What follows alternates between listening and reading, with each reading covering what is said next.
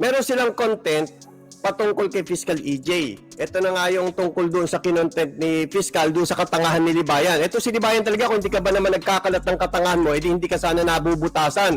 Ang bobo mo kasi. Intro pa lang yan. Intro pa lang yan. Anyway, bago tayo bago tayo pumalaot dito sa ating topic, ikinontent ni Michael Machatae itong si Fiscal EJ na feeling ang tino-tino. Ipinakikilala ko sa inyo si Michael Machatae. Sa mga hindi pa po nakakakilala sa kanya, isa po siyang scammer. Totoong scammer hindi yung gawa lang na kinuha ko lang yung sulat ng iba, write-ups ng iba, tapos ipinaangkin ko dun sa isang tao, tapos tatawagin ko ng bobong kriminal. Hindi ganon. Kung meron man bobong kriminal dito, walang iba kundi si Michael Machatae yun. Bakit? Umamin ka ba naman na scammer ka? Hayop ka! May tulo! Di ba? Ganyan kabobo si Michael Machatae. Pinapakilala ko sa inyo muna ito bago tayo mag-umpisa dito sa natin. No, ito siya. Sa mga hindi nakakakilala sa scammer na ito. Ikaw ba yung sinasabi ni Melayap na credit card scammer? Used to be. Mabantot ka na nga, scammer ka pa. O tuloy. Used to be a credit scammer technically. Hindi credit card scammer. Mekos-mekos pa niya. Tignan niyo kung paano mag-mekos-mekos ito mabantot na ito. Tandaan niyo, ito yung nagsabi sa nanay niya, sinungaling ang nanay niya. Yan yun, pinakikilala ko sa inyo si Michael Machatae. Sinungaling ang nanay niyan, ayon sa kanya. Hindi ayon sa akin, Michael Machatae ha? Pupunta tayo sa issue. Ako bumabanat ako pero may issue tayo.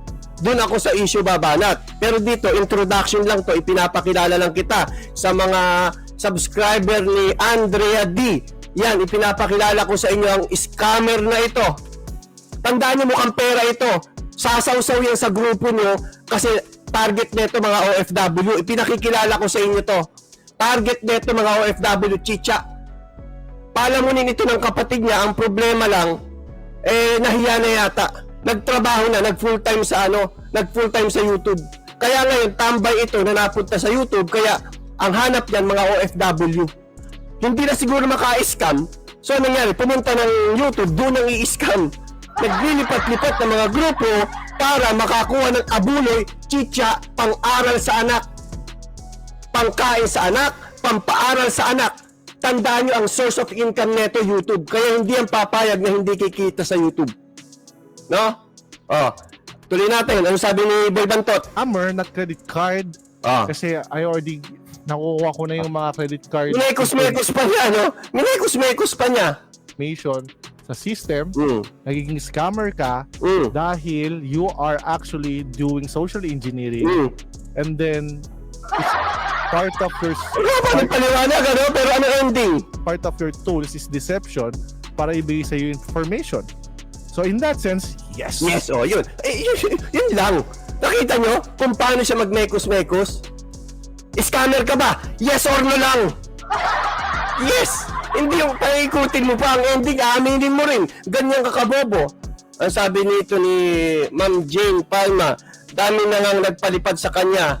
Ang bilis niya sabihin kay Sis Andrea na Sis Andrea, meron mali.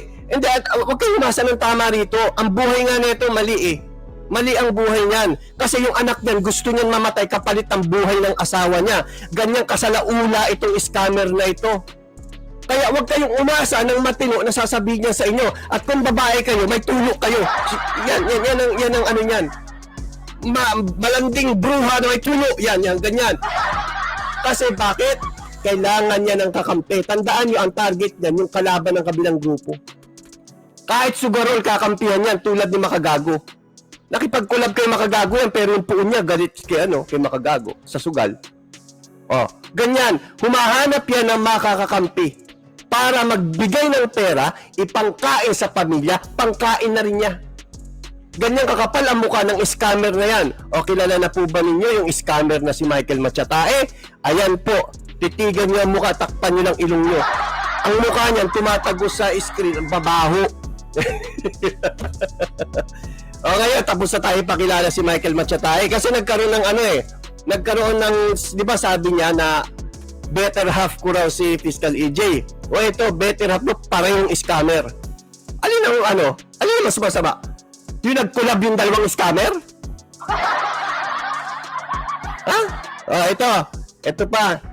Itong isang scammer na to, ipinapakilala ko sa inyo, ito ang channel ng Batas Natin channel. Ano po? Scammer din itong channel na ito. Tandaan nyo, same feather. Fact together. O, pakinggan natin itong isang scammer na ito, ha? Channel po, channel.